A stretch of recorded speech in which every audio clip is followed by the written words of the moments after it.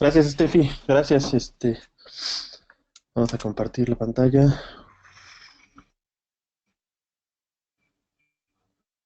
Ok, muy buenos días a todos. Gracias, por conectarse hoy al webinar de WIFIF. Son más que solo letras, y sí que lo son. Vamos a platicar un poco de los basics de Wi-Fi, conocer un poquito de qué se trata, tratar de expresar en estos slides la mayoría de información, no tan a detalle como quisiéramos, pero sí, al menos para que ustedes la conozcan, surja la curiosidad en ustedes mismos e identifiquen por dónde va esto, ¿no? Es un mundo muy bonito, pero muy complejo. Entonces, a mí me gustaría compartirles algo de información y bueno, pues empecemos. Aquí tenemos un mensaje bien bonito. You can change the world if you don't know the basics, de Bob Abakian. Bastante padre. La agenda que tenemos hoy para revisar esos temas empieza con la parte de basics de telecomunicaciones. Eh, Vemos un poquito de los efectos físicos de la parte de radio. Revisamos los tipos de antena muy comunes o más comunes. Nos metemos a ver un poco un repaso del modelo OSI, súper necesario en la parte de redes inalámbricas Wi-Fi. Eh, Exploramos la parte de los modelos de arquitectura. Hay varios, no es tan fácil como poner una API y listo. Eh, Vamos a tocar también la parte de familia con respecto de el ancho de banda. No vamos a ver todas las enmiendas porque son ya bastantes al día de hoy. Revisamos N un poquito más en profundidad. Esto nos va a ayudar no nada más para ver cuáles son los detalles de N, sino también para nuestra próxima sesión, que va a estar enfocada en la última enmienda de la parte de ancho de banda, que es 802.11ac. Les platico un poco quién es quién en la industria y les platico un poco también qué es lo que sigue en el futuro próximo, qué está ya encaminado, en qué estado está lo que sigue, ¿no? Entonces, vamos a empezar con la parte de Telecommunication Basics. Dentro de la parte de Telecommunication Basics, lo que yo quiero compartir es eh, cómo se comportan, qué hay que tener en cuenta para saber cómo se va a radiar una señal. ¿Qué es lo que hay que saber para comprender un poquito más del tema? ¿No? Les presento temas como polaridad, longitud de onda, la frecuencia, la amplitud, la fase, la modulación, la codificación. Nos vamos a empezar con la polaridad. En el mundo del Wi-Fi, eh, en general hay otros tipos, pero en el mundo de Wi-Fi solamente tenemos dos tipos de polarización. Tenemos polarización vertical, tenemos polarización horizontal, y eso depende del elemento de la antena. ¿Cómo está la antena construida para que nosotros sepamos cómo posicionar una antena? No es tan fácil como ponerla en el alto, en el techo, y de ahí esperar que la radiación sea perfecta. Esto va a depender mucho del modelo de antena. El fabricante normalmente nos tiene que decir si esa antena se tiene que poner de forma vertical, de forma horizontal, o en el caso de fabricantes como Ruckus, en donde nosotros podemos tener adaptaciones, ¿no? Tenemos las dos polarizaciones dentro de un mismo AP. Ese tipo de cosas, el fabricante no lo dice, pero es importante que la sepamos. Después, me gustaría compartirles qué es una longitud de onda. La longitud de onda es la medida de una señal sinusoidal, que se toma desde el pico hasta el valle de, como medición, ¿no? Desde el inicio hasta el final de la onda, de una sola onda, eso lo vamos a conocer como la longitud de onda. Y dependiendo de la frecuencia, va a ser la longitud de onda. Aquí lo que les estoy mostrando es la longitud de onda de la parte de las frecuencias de Wi-Fi, las frecuencias de Wi-Fi de 2.4 y de 5.8. La longitud de onda está calculada a través de una fórmula que es la velocidad de la luz y la frecuencia. Eso es lo que nos va a dar nuestra longitud de onda. Entonces, si aquí lo ven, para el caso de la banda de 2.4, estamos más o menos diciendo que la longitud de onda es de 12 centímetros. Y para la banda de 5 es alrededor de 5 centímetros. Esto va a ser importante cuando hablemos de otros temas, porque muchas veces se piensa que por ser una frecuencia mayor, eh, la señal viaja menos. Esto es cierto y falso a la vez porque depende de ciertas cosas. Pero por ahora es importante que sepamos que en el mundo de Wi-Fi, conocer la longitud de onda, en el mundo de las comunicaciones en general, pero el mundo de Wi-Fi para la parte de 2.4 y de 5.8 es muy importante conocer la longitud de onda para la gente de ingeniería. Perdón. Después, ok, todos sabemos, la frecuencia es algo que se repite cada cierto tiempo. Eh, Dormir, hacer ejercicio, este, ir a visitar a la familia, eso lo hacemos con cierta frecuencia, eso es un concepto que manejamos en el día a día. En el caso de Wi-Fi, también manejamos el tema de frecuencia. ¿Qué significa frecuencia? Son cuántas veces por cada segundo va a oscilar mi señal. En el caso de la banda de 2.4 GHz, significa que va a oscilar 2.4 billones de veces por cada segundo. Eso es muy, muy rápido. Y para la banda de 5.8 es todavía más rápido. Significa que en un segundo yo voy a oscilar mi frecuencia todas esas veces, ¿no? 2.4 billones para la banda de ISM, ahorita vamos a ver qué es la banda de ISM, y 5.8 para las bandas UNI. Acá hay un punto que quiero expresar. Entre mayor sea la frecuencia, la atenuación va a ser más rápida. Eso es cierto cuando tengo obstáculos. Cuando estoy en el espacio libre, teóricamente deben ser capaces de viajar de forma infinita.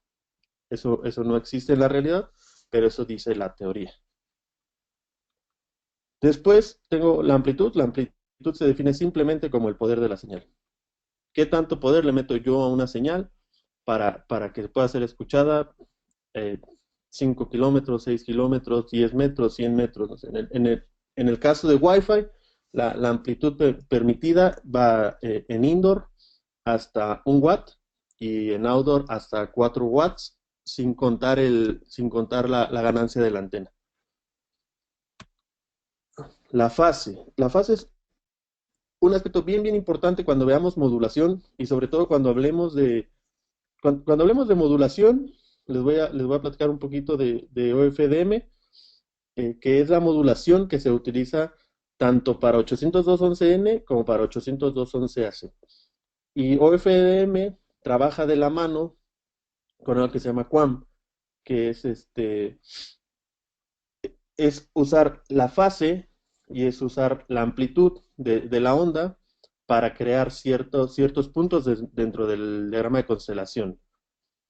Entonces, la fase no es una característica de una sola onda, eh, de una sola onda, sino que depende de yo tomo dos ondas y las comparo y veo si están posicionadas en el momento exacto, o si están desfasadas una de la otra. Si están posicionadas en el mismo momento, yo digo que están in phase, en fase. Si está un poco fuera de fase, 90 grados, 180 grados, voy a ver algo similar a esto, ¿no? Aquí veo que esto con respecto a la señal principal está totalmente diferente. Es importante, la fase es importante porque la usamos mucho en el tema de telecomunicaciones. Ok, modulación. Aquí voy a gastar un poquito más de tiempo en este slide tratando de dejar claro qué es la parte de modulación. La modulación que nosotros conocemos, la modulación con la que trabajamos día a día, es la modulación de frecuencia y de amplitud. Eso es en la televisión, en el radio. Normalmente lo que tenemos es una señal portadora, una main signal, que se convierte de una señal vacía, sin información, a una señal modulada, en donde en donde tiene sentido cómo es que yo la estoy poniendo. Es decir, yo puedo modular por frecuencia, puedo hacerlo más rápido o más lento. Eso va a ser la modulación. Yo tomo una cierta señal de cualquier frecuencia, en este caso, cualquier estación de radio que ustedes quieran, y, y, la, y le doy más rápido o más lento. Eso va a ser mi señal. Como se ve en esta parte verde, aquí empiezo lento y acá voy más rápido. Y ahí yo puedo decir, esto significa 0, esto significa 1, o al revés, no importa. O yo puedo modular por amplitud, puedo darle más poder, menos poder o más poder. Y eso también va a significar algo. Eso lo vemos día a día. Así se modula en el radio, ¿no? Eso es las estaciones FM, las estaciones AM. En el mundo del Wi-Fi, nosotros usamos también una modulación, pero en lugar de modular de forma analógica, como se ve aquí, modulamos de forma digital. Estos que tienen aquí a su izquierda, estos que estoy señalando, se llaman diagramas de constelación. Los diagramas de constelación me van a permitir a mí, dependiendo la codificación que use, transmitir menos o mayor número de símbolos. En el mundo de Wi-Fi no transmitimos bit por bit, transmitimos símbolos, y los símbolos pueden estar dados dependiendo la cantidad de puntos que yo pueda utilizar en mi diagrama de constelación. Me explico un poco mejor. Por ejemplo, esto es frecuencia. Frecuencia es 0 o 1. Ahí no tengo otras opciones. Aquí, este se llama Quadrature Phase Shift Keying. ¿Qué significa? Que yo voy a tener 4 puntos. 4 puntos posibles: 0, 0, 0, 1, 1, 0, 1, 1. ¿Qué significa? Que cuando yo, por ejemplo, mande una señal y caiga en este punto, lo que en realidad estoy mandando son 2 bits. O sea, aquí mi símbolo es igual a 2. 2 por 2, 4. Aquí lo estamos viendo. Para el caso de QAM, por cierto, en el diagrama de constelación, lo que estamos haciendo es utilizar las fases y utilizar la amplitud. Este punto, si nosotros metiéramos una línea de aquí a acá, veríamos que tiene cierta amplitud. Amplitud de 40 grados, de 135 grados. Dependiendo del punto donde me pare, va a tener cierta amplitud. Entonces, aquí sería relativamente fácil atinarle a uno de estos 4 puntos. Yo modulo una señal, la codifico, la mando. El receptor la decodifica, la demodula, identifica en cuál de estos 4 puntos está y traduce la información. Acá, en este tercer diagrama de constelación, yo lo que estoy viendo es QAM. QAM es otra vez una modulación que utiliza la fase y la amplitud. Aquí yo hay 3 formas de modular en Wi-Fi. Lo podemos hacer a través de frecuencia, lo podemos hacer a través de amplitud y lo podemos hacer a través de fase. En realidad hay una cuarta, que es la que se usa hoy en día, que es una combinación de fase con amplitud. Entendiendo que la frecuencia es importante, pero la frecuencia viene siendo una subparte o una subopción de la fase, ¿no? Porque la fase necesita al menos 2 señales para comparar cierta frecuencia, cierto estado, y de ahí podemos decir si está en fase o fuera de fase, y de ahí también podemos decir que le vamos a aplicar cierta amplitud para tener diferentes opciones. Aquí, regresando al tema de los símbolos, lo que estoy transmitiendo son 16 bits por cada uno que yo tenga. Eso es 4 símbolos. Entonces aquí tengo 2 símbolos, aquí tengo 4 símbolos, acá tengo 6 símbolos. O sea, yo puedo transmitir en una sola de estas, estoy transmitiendo 6 bits a la vez, en lugar de hacerlo por bit, por cada uno de los bits. En 802.11n, ya llegaremos a eso, yo utilizo, en el mejor de los casos,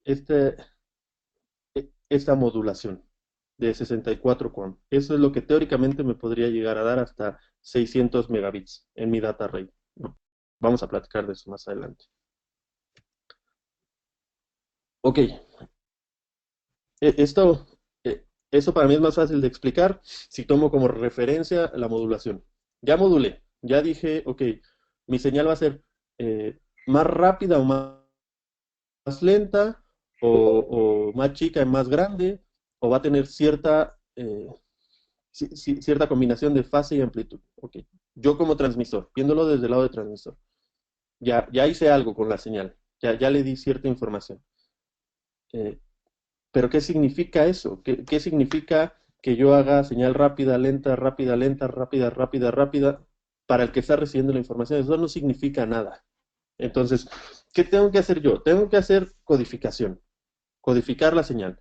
El receptor tiene que entender el logaritmo, el protocolo de codificación que yo voy a usar para que cuando reciba la señal sea capaz de descodificar, de demodular y de traducir esa información, esos unos y ceros, en algo que haga sentido para pasarlo a la siguiente capa. Yo voy a aprovechar la codificación para dos cosas. La primera es para darle sentido a esto. La codificación no es una protección de seguridad, no es una protección de seguridad en el sentido de, no es un cifrado.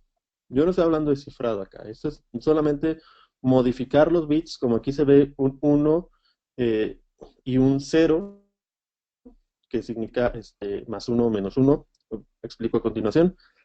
Acá lo único que estoy haciendo es variarlos.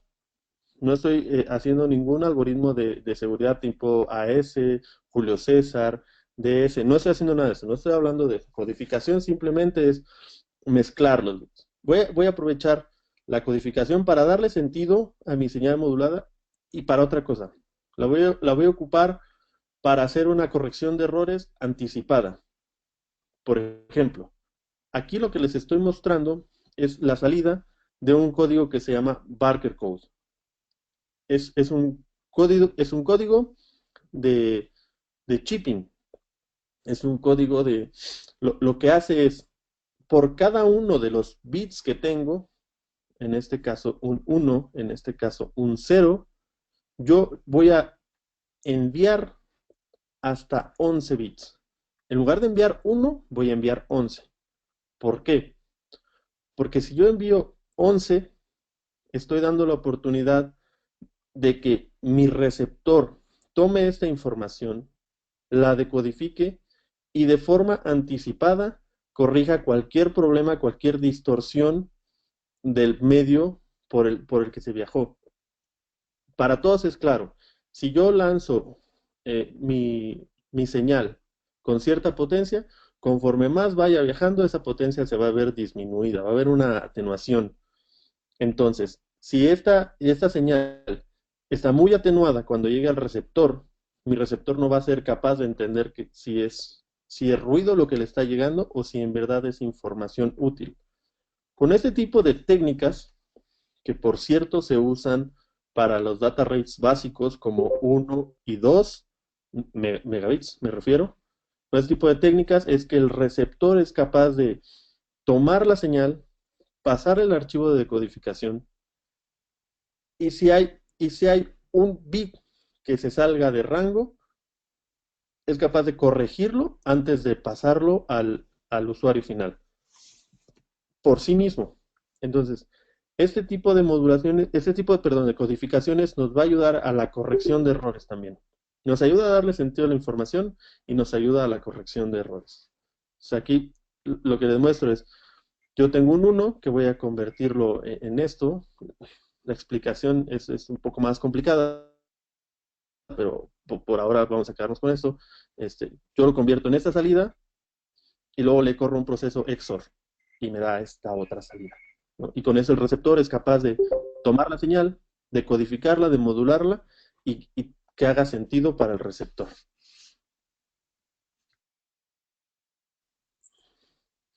Ok, esos fueron los basics de telecomunicaciones. Eso es lo mínimo que tenemos que saber para tratar de entender cómo se comporta, cómo es que tenemos ciertos parámetros, por qué hablamos de 54 megabits o 36 o por qué varía. Ese es el tipo de eh, cosas que utilizamos para sacar esos valores, físicamente hablando.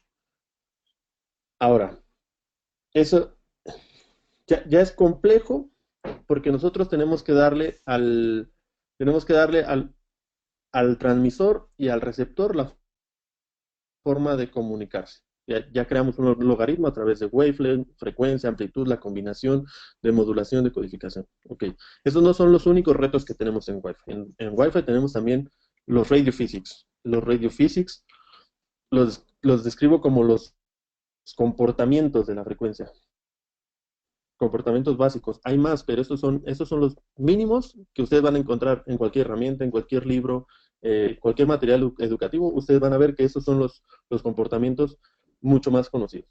Los describo rápido. La propagación de la onda, ese es un tema natural. Yo lanzo una señal y la onda se propaga en el medio y dependiendo del medio, la señal va a poder viajar más o va a ser reflejada o va a ser difractada. Yo lanzo la señal. Cuando yo lanzo la señal, esta está expuesta a comportamientos como la absorción. En la absorción vamos a ver que la señal va a pasar por un medio, por ejemplo el agua, y ahí se va a morir. No podemos pasar mucho más de largo. Un muro muy grande, este, tipo los edificios del centro, se me ocurre, lo he visto, son este, paredes muy gordas, ahí nuestra señal no va a pasar. La reflexión solamente es redirigir la señal. El ejemplo más básico es yo tengo un espejo, por ejemplo, o yo tengo una carretera cuando hace mucho sol, lanzo mi señal, lo que va a hacer la señal es rebotar, va a rebotar en un sentido diferente. O sea, va a ser un ángulo, 45 grados, 50 grados, no sé, dependiendo cómo se refleje la señal. Y eso normalmente me causa que tenga muchas, muchas variaciones de mi señal, muchas señales repetidas. Luego tengo scattering. El scattering es cuando yo lanzo mi señal y esa misma señal se va a ver reflejada, pero no solamente en un sentido, sino en varios. El ejemplo, tengo una bola estilo Estudio 54, lanzo mi señal y todos esos espejitos que tiene la bola empiezan a reflejar mi señal por todos lados.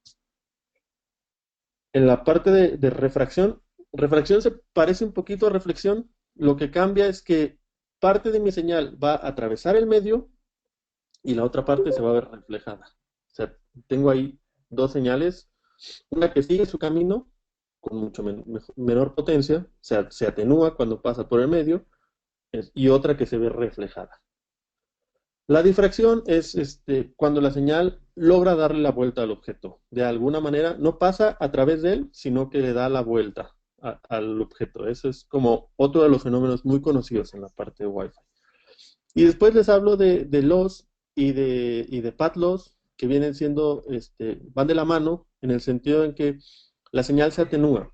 Se atenúa por los medios o se atenúa por el simple espacio libre, ¿no? Si ustedes lanzan una señal en un espacio libre, yo decía, teóricamente debería viajar de forma infinita. En la realidad se pierde, se atenúa. En un espacio abierto, se me ocurre un campo de fútbol americano, tú lanzas la señal y al final del campo, la señal que tú lanzaste con cierta potencia, digamos 100 miliwatts, tú lo vas a escuchar 2 miliwatts, 3 miliwatts, muy bajo, ¿no? Se atenúa y se atenúa rápido. Luego tenemos el comportamiento de multipath. Multipath es algo que si ustedes han más o menos se han documentado en la parte de Wi-Fi, es un comportamiento curioso porque puede surgir de cualquiera de los efectos que veíamos, de la reflexión, del scattering, de la refracción, y, y en las enmiendas anteriores eso era contraproducente. Lo que hacía la gente de ingeniería es tener dos antenas separadas por un cuarto de longitud de onda, eh, para que cuando llegara una señal a través de multipath y una segunda señal a través de multipath, se comparara cuál era la que estaba, la, la que se podía decodificar de mejor manera, entender de mejor manera y tomar esa en lugar de la otra. Eso era lo que teníamos eh, como solución para este problema.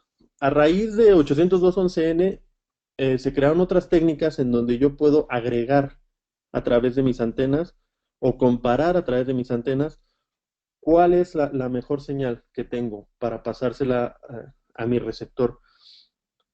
En ese caso, Multipath se vuelve nuestro amigo, ¿no? Entonces, por eso digo que es un caso curioso, porque es como antes no lo queríamos y ahora nos hace mucho sentido tenerlo, tanto en 802.11n como en 802.11ac. Y por último, la ganancia. La ganancia puede ser dada de dos formas, de forma pasiva o de forma activa. De forma pasiva es, yo en lugar de tener una antena que radie en todos lados, voy a hacer que su radiación sea más direccional.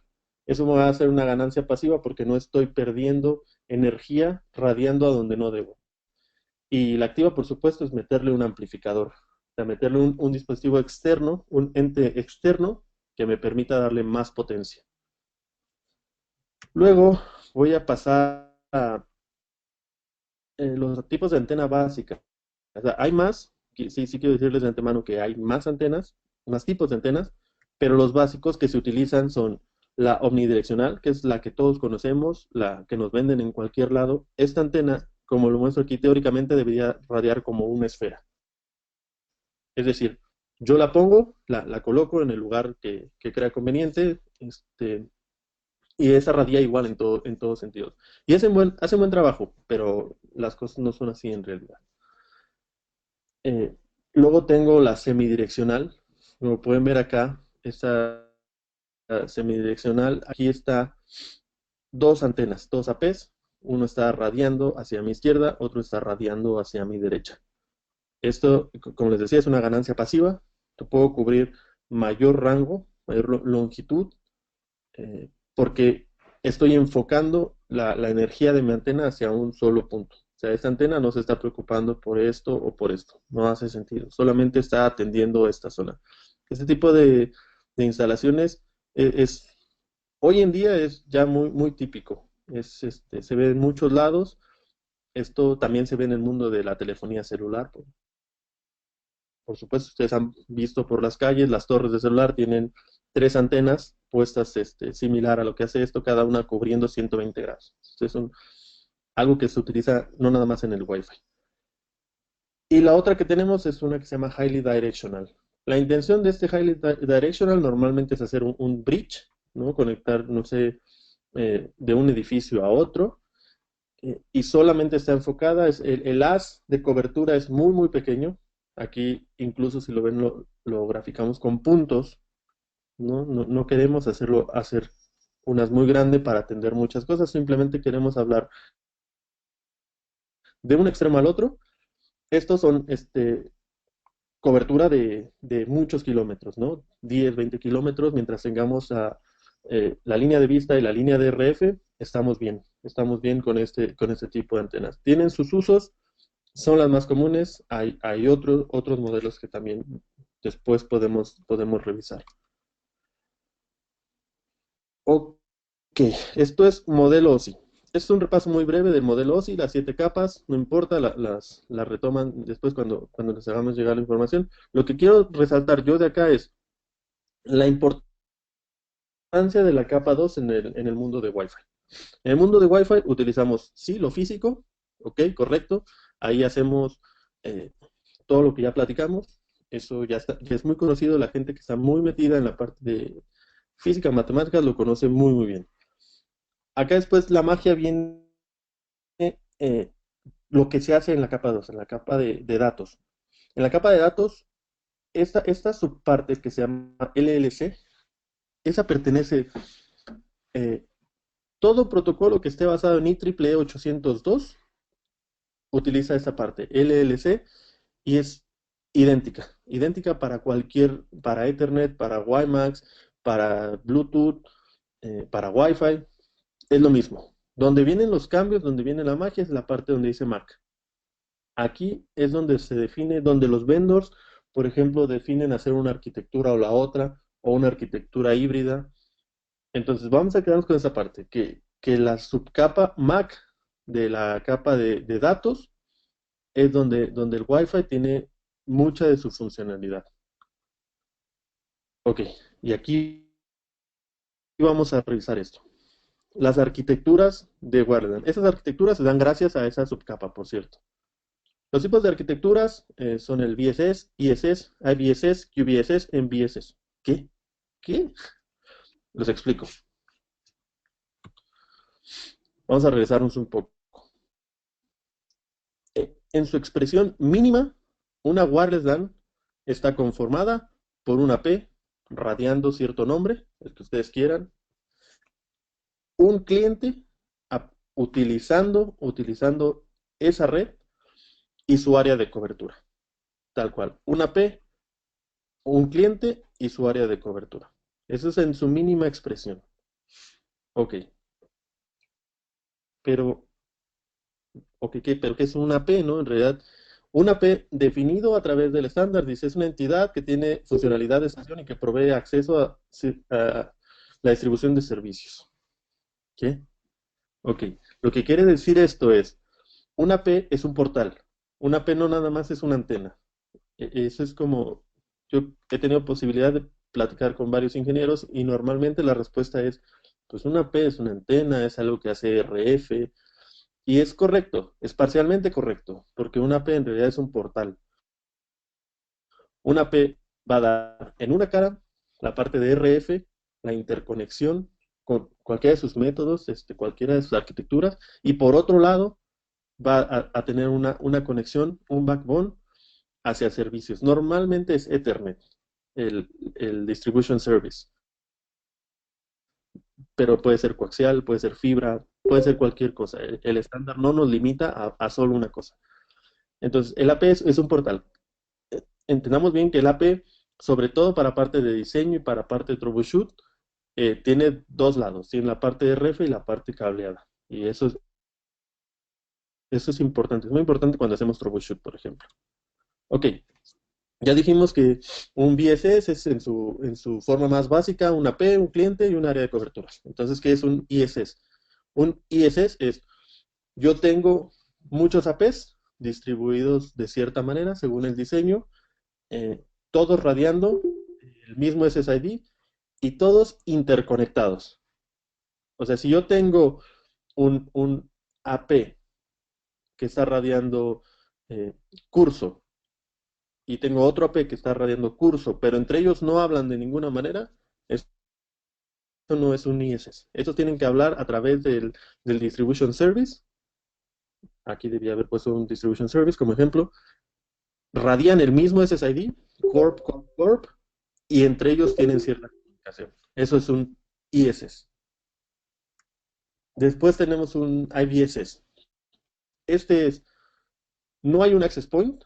Yo no tengo ese punto central, no existe la antena, pero el driver de mis tarjetas de las laptops es capaz todavía de establecer comunicaciones con otra laptop, como si tuviéramos un cable cruzado en Ethernet.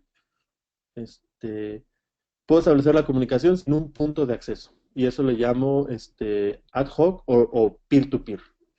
Y bueno, el estándar le llama IBSS. Luego tengo una red de mesh, eso es lo que significa MBSS, es una red de mesh en donde un punto de acceso cuando yo lo quiero hacer mesh es porque o no tengo forma de cablearlo, o necesito extender mi cobertura. Entonces, yo lo que puedo hacer es, tengo todos estos son mesh points, estos tres, este es un portal. Entonces, todos se van a comunicar entre ellos, pueden hacer una malla. La magia de este tipo de arquitecturas es que se pueden autocurar eh, si tienen cualquier falla, si por ejemplo este AP cae y este otro AP tenía el link a través de no importa, de forma automática se puede reconfigurar y hablar con o hablar directamente con Son, eh, son muy desplegadas este tipo de redes, son muy comunes, sobre todo por la parte de extensión, de cobertura.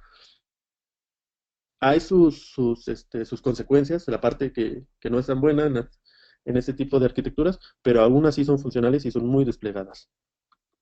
Y por último, el QBSS, lo que quiere decir es, Yo necesito tener una arquitectura de wireless LAN que me haga servicios diferenciados. O sea, sí es muy importante para mí que el AP o los APs sepan dividir mi tráfico de voz, mi tráfico de video, mis datos normales o mi background.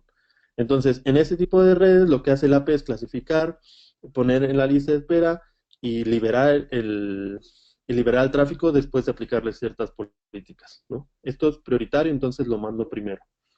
Y este tipo de políticas normalmente se pueden aplicar de forma manual o como lo hacemos nosotros, a través de un logaritmo automático que se llama SmartCast. Bastante funcional, la verdad. Ok, ya hablamos de telecommunications, ya hablamos de comportamientos de las ondas, ya hablamos de las arquitecturas. Ok, ahora tenemos que hablar de las limitantes. Las limitantes es en todo esto que estamos hablando, ¿en dónde opera? ¿Dónde lo puedo usar? ¿Dónde no lo puedo usar? Para Wi-Fi tenemos tres bandas. Tenemos dos de ellas son no licenciadas y una es sí licenciada. Eh, la banda de esa casi no se habla, pero está muy bien documentada. La banda licenciada va de 3.65 GHz a 3.7. Es pequeña, pero podríamos licenciarla. Pocos fabricantes, la verdad es que la han aprovechado por lo mismo de que necesita un licenciamiento. Es como cosas muy específicas. Las bandas más conocidas son las no licenciadas y son la banda de 2.4 y la banda de 5. Aquí a su izquierda les pongo la canalización. La banda de 2.4 permite hasta 14 canales. No en todos lados, pero podrían llegarse a usar. El tipo de canal, la frecuencia media. Estos valores son muy importantes en 2.4 porque si ven, aquí yo tengo una mancha de cobertura que se traslapa con 2, con 3, con 4. Esta parte, yo para tener para poder lanzar una señal, necesito un ancho de banda de 20 o de 22 MHz dependiendo la codificación que use. Si usamos la codificación que yo hace rato hablaba de el Barker Code, lo que tenemos es por cada bit yo voy a tener 11, 11 bits, ¿no? Por la corrección de errores.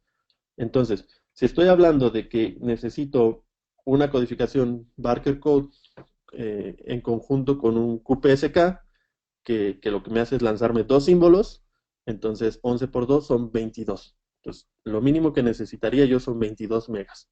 Para OFDM solamente necesito 20. Entonces, ustedes eh, notan aquí la diferencia entre un canal y otro son 5 megahertz nada más. 17 menos 12 es 5, 22 menos 17 es 5 y así. Es importante porque eso habla de las limitaciones de esta banda. Los fax de la banda 2.4. En Estados Unidos, que es la configuración más básica, la que encontramos muy replicada incluso aquí en México, los canales de 1 a 11. La literatura, canales de 1 a 11. Pero hay otros. En Europa y en la mayoría del mundo, incluido México, podemos nosotros utilizar hasta el canal 13. Poquito más de ancho de banda, mismas limitantes, está bien, pero podríamos llegar a utilizar hasta el canal 13. Y en Japón es el único lugar identificado en la documentación, tal vez hay otro, que puede hablar hasta el canal 14. Y en lugar de utilizar anchos de banda de 20 megas, utilizamos de 10. Las frecuencias son separadas por 5 megas y esa más utilizada. La banda de 5, las ventajas es que cada uno de sus canales está separado, no hace overlapping, traslape con ninguno de los canales, entonces tenemos hasta 25 canales disponibles. Está subdividida en 4 bandas, Uni 1, Uni 2, Uni 2 Extended, Uni 3. Aprovecho y les comento que esto posiblemente va a cambiar en un futuro corto, porque esta parte que se ve aquí, que está vacía, se va a incluir también para tener 37 canales. Entonces, seguramente los van a renombrar. Es ideal para comunicaciones Wi-Fi porque tiene más canales, no se traslapan y se pueden llegar a utilizar los 25. Y por supuesto están pues, mucho menos utilizados. Incluso hoy en día que ya es es algo muy común en los vendors, decir que la utilicemos. Listo, tenemos efectos, tenemos física, tenemos diferentes arquitecturas y tenemos los canales donde podemos operar. ¿Y ahora qué? Ahora, ¿cómo lo hacemos? ¿Cómo lo hacemos de forma ordenada? Para que no todos hablemos al mismo tiempo. Bueno, la forma de hacerlo es a través de un mecanismo que se llama DCF, Distributed Coordination Function, que es un mecanismo muy, muy complejo porque tienes que censar el canal, disparar un tiempo de back-off, volver a censarlo, si alguien ya lo está ocupando, tienes que regresarte. No es como en Ethernet donde tú conectas el cable y el medio entre tu máquina y el switch es tuyo y tú lo dominas. Acá no, acá es, yo necesito escuchar para saber de antemano que nadie más está hablando y si alguien más está hablando, entonces me tengo que callar, me tengo que esperar a que termine de hablar. Entonces, aquí ponemos otros facts. Un dispositivo wireless LAN puede recibir o transmitir. Puede ser una o la otra. Y es por eso que es un medio half duplex. En Wi-Fi no somos full duplex, somos half. Entonces, por ejemplo, si nos dicen 802.11n puede enviar hasta 600 megabits, de inmediato nosotros pensamos, ok, esa es una velocidad de data rate. La realidad es que mi throughput en condiciones maravillosas sería la mitad, porque o envío o escucho. 300. Nunca pasa, pero 300, pensemos en 300. Eh, Aquí lo que decía, si no hay una transmisión, entonces, si hay una transmisión, entonces tengo que hacer una pausa. Tengo que poner un timer de backoff. Si es mi turno para transmitir, utilizo un interframe space que se llama CIFS. Estos son importantes, tal vez los quieran checar porque los tiempos varían, hay diferentes IIFs, AIFs, DIFs, CIFs, RIFs, dependiendo, y llevaría mucho tiempo tratar de explicarlos acá, eh, en el que hay otro, ¿no? DIFs. Dice, porque los radios pueden ya sea transmitir o recibir, no al mismo tiempo,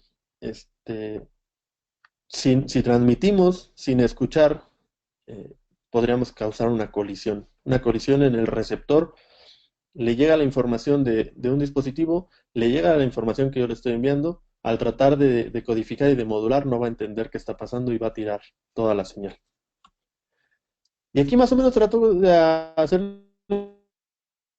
una, ¿cómo sería algo típico? ¿No? Quiero enviar mis datos, ok, lo estoy enviando.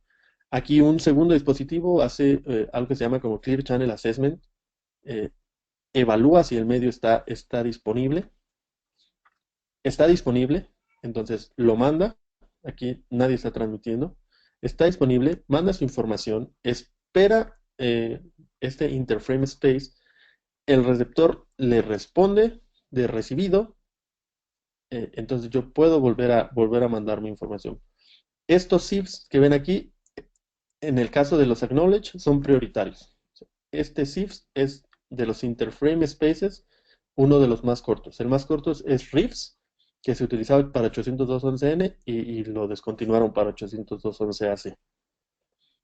Acá está una segunda estación, hace su Clear Channel Assessment, dice, el medio está ocupado, entonces este, voy a hacer un retraso de mi envío de señal porque está ocupado, espero un diff, aquí es un random backoff, aquí random backoff, y ya que veo que está disponible, entonces sí puedo enviar.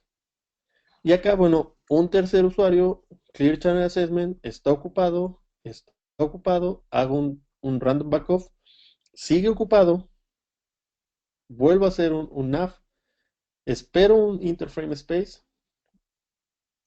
se termina mi random backoff timer y entonces ya hasta aquí puedo lanzar mis datos. Estos son tres usuarios tratando de comunicarse en la red, esperando su turno.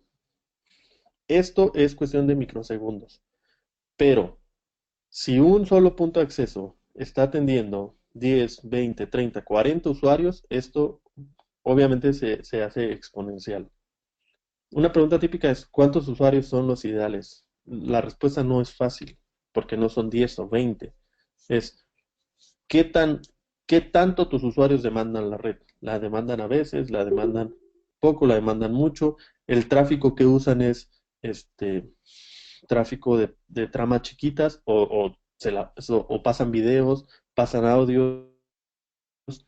Dependiendo de ese tipo de cosas, es que vamos a poder saber un buen número estimado para conectar por AP, ¿no? Aquí entendiendo, eso es un mecanismo de contención, contención por el medio, así se llama, DSF, es el más común, hay otros, pero ese es el más común. Ok, ¿cómo hago eso? En lugar de Ethernet, cómo hago yo para diferenciar? Pues en Ethernet hay un solo tipo de frame, es el Ethernet frame. En el caso de 802.11 de Wi-Fi, tenemos nosotros tres tipos, Data Control y Management. Aquí les pongo los más comunes, hay más. Hay más y cada uno tiene funcionalidad. Entonces, igual si pueden, chequenlos. Ok, ya. Eso es como lo mínimo necesario para entender que hay ciertas reglas de comunicación con cierta ingeniería física, matemáticas. Perfecto. En términos de Wi-Fi, en términos de ancho de banda, ¿cómo está dividida la familia 802.11? Bueno, pues el estándar original definió 1 y 2 megabits.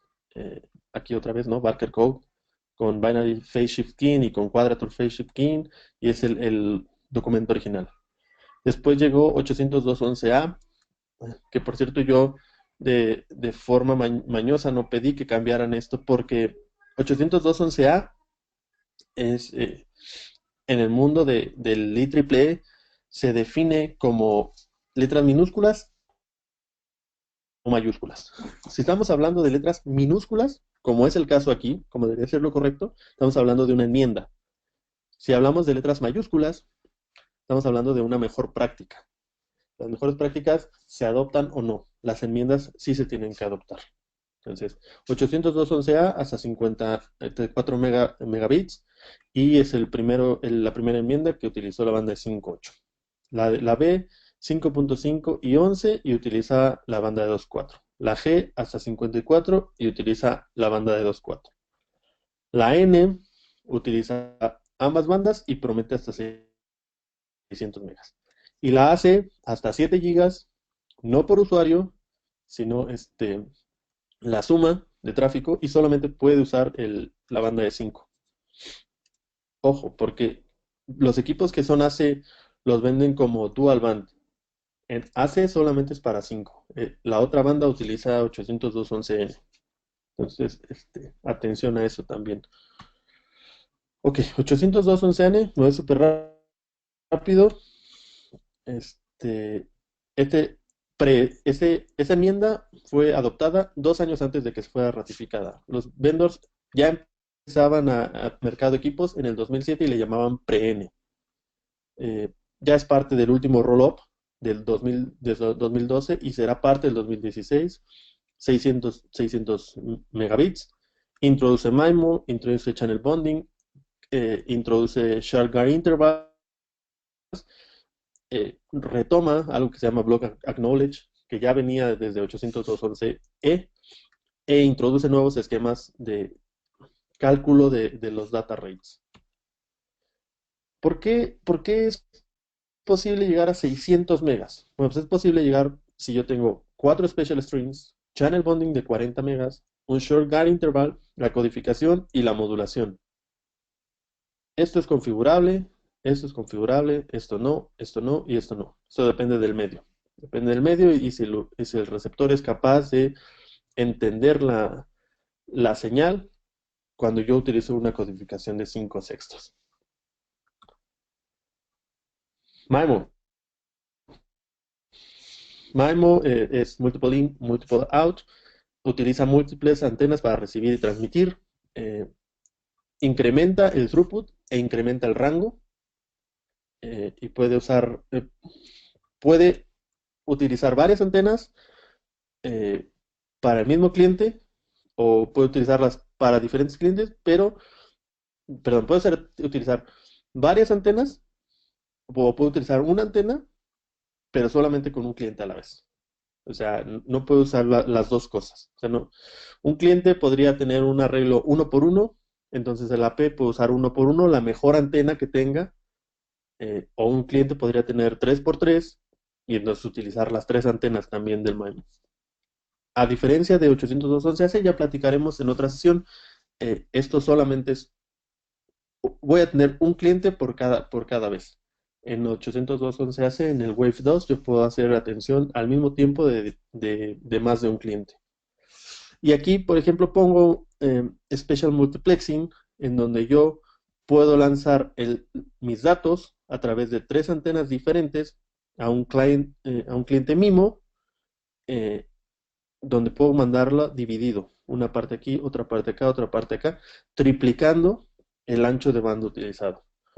O podría utilizar una transmisión a un cliente que no es MIMO, mandarlas por las tres antenas la misma información y dejar al cliente la decisión de cuál de esas tres transmisiones es la más limpia para que la pueda procesar con una mejor tasa de transmisión, data rate. Eh, MIMO puede hacer eso. Ventajas, yo puedo tomar dos canales y juntarlos. Esto es realmente factible en la banda de 5, en la banda de 2.4 ni siquiera es recomendable, porque si yo tomo dos canales, ya no hay otros dos que pueda tomar. O sea, en lugar de ocupar canal 1, 6 y 11, como dice la literatura típica, yo tomaría 1 y 5 eh, y sería ya. O sea, en lugar de tener 60 megas de ancho de banda totales, tendría 40 nada más. Entonces eso ni siquiera se recomienda. En el caso de 5, aquí se ve, ¿no? Podríamos tener hasta 12 canales de 40 megas cada uno. Por eso es que sí se recomienda en 5, porque en 5 no tenemos el overlapping que tenemos acá. Entonces puedo tener este canal de 40, este otro, y hasta 12 en total. Eso hace mucho sentido en la banda de 5. El shortcut interval es un tiempo, ¿no? Aquí yo transmito un símbolo, espero un guard interval, por default 800 nanosegundos, y transmito un segundo símbolo. Si transmito un símbolo cuando estoy en mi guard interval y no hace colisión con otro, estoy bien. Sin embargo, si lo transmito cuando estoy transmitiendo un segundo, lo que va a hacer es una intersymbol interference.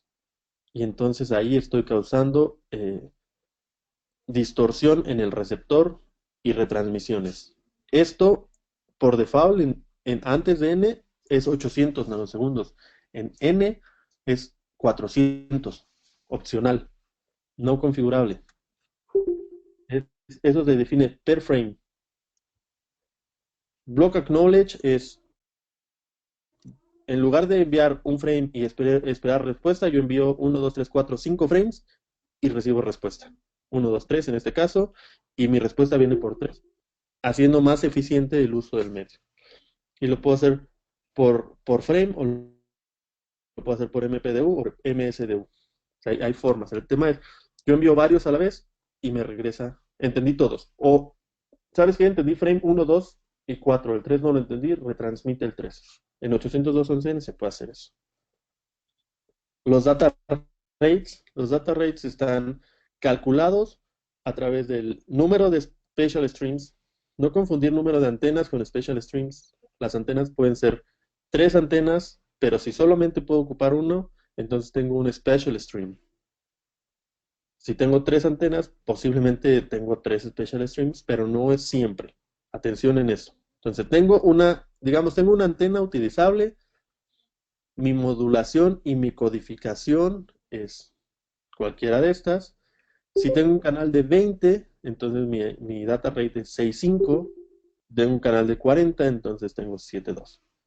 Si mi canal es de 20 y aunado a eso tengo un shortcut interval de 400, tengo 13.5. Y si mi canal es de 40, con guard interval de 400, entonces tengo 15.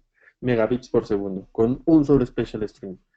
Y de ahí, un special stream con una codificación más avanzada, o con una más avanzada, o con la máxima en 802.11n, un solo special stream, 40 megas, guard interval de 400 más 150. El estándar permite hasta 4 special streams, por lo que si multiplico 150 por 4, son los 600 megabits que la literatura de 802.11n me permite.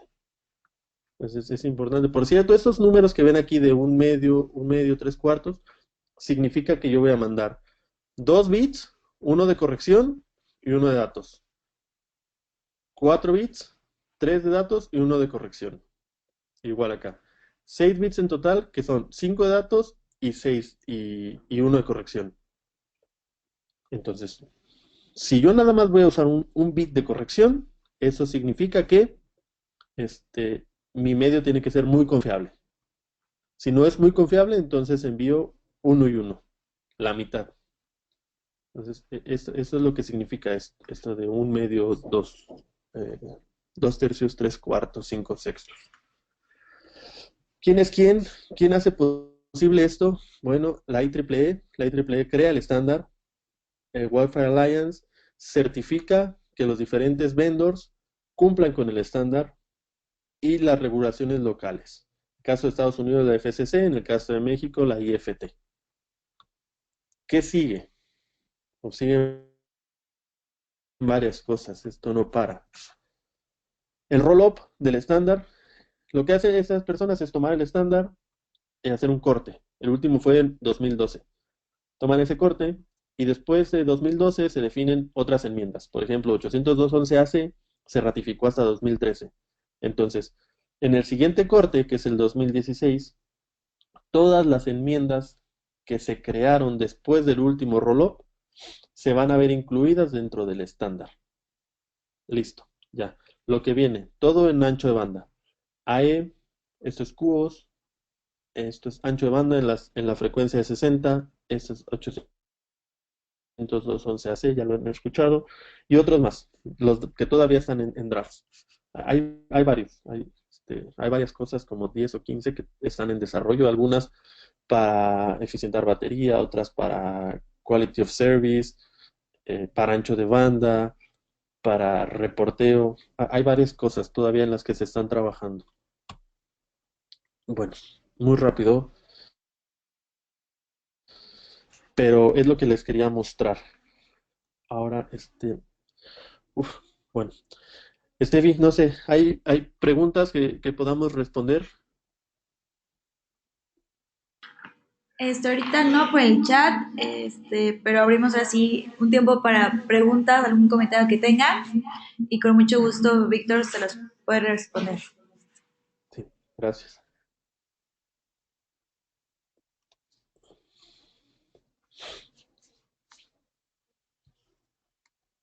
¿Alguien de los que está escuchando tiene alguna pregunta? ¿Tiene alguna duda?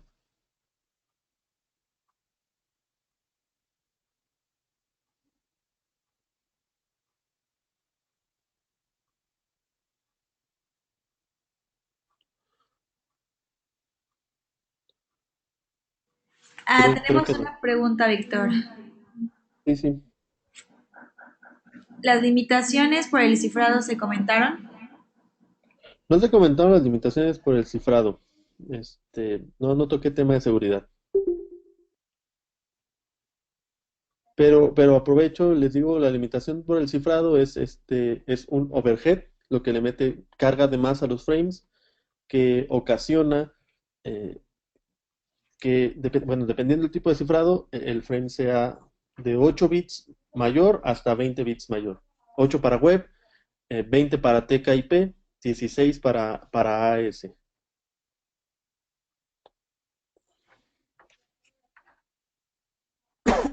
Ay, perdón.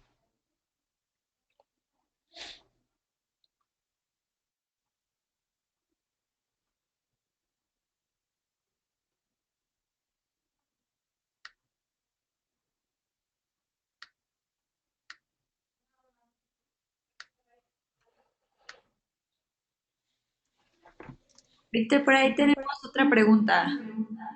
¿Sí? Cuando se usa MIMO con el Spatial Stream, ¿se usa para transmitir la misma frecuencia en Spatial Streams? A ver, es que te escucho un poco con eco, pero la pregunta es, si yo utilizo MIMO y utilizo los Special Streams, ¿tengo que usar la misma frecuencia? La respuesta es sí. Sí, si esa es la pregunta, la respuesta es sí. Sí, sí, porque yo de antemano, antes de hacer una transmisión, conozco el tipo de cliente al que le voy a transmitir. Acá no lo toqué, pero en 802.11 en 802.11n hay tipos de red. Uno se conoce como Green, HT, que es solamente aquellos canales que solamente aquellos dispositivos que soporten 802.11n se van a poder conectar a la red. El que es un mix mode, que significa voy a trabajar tanto con clientes viejos como con clientes 802.11n, o lo que es el legacy nada más, que es, aunque el AP soporta N, solamente va a hablar protocolos como 802.11g o B, entendiendo que eso pues ya es un tanto información vieja. Yo, antes de hacer la transmisión, identifico cuál de esos tres modos voy a utilizar con el cliente. Por ejemplo, si utilizo un canal de 20 megas, o sea, que voy a transmitir en el canal 1 o 5 u 8, no sé el que sea. Entonces, una vez que transmita, voy a utilizar ese canal y en ese canal tiene que estar escuchando el cliente.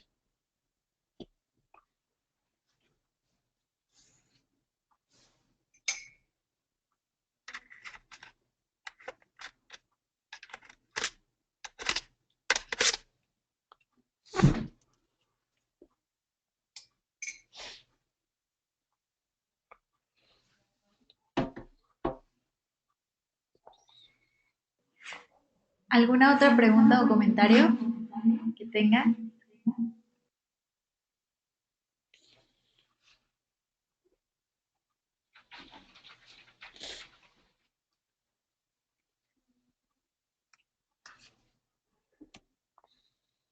Unas referencias aquí.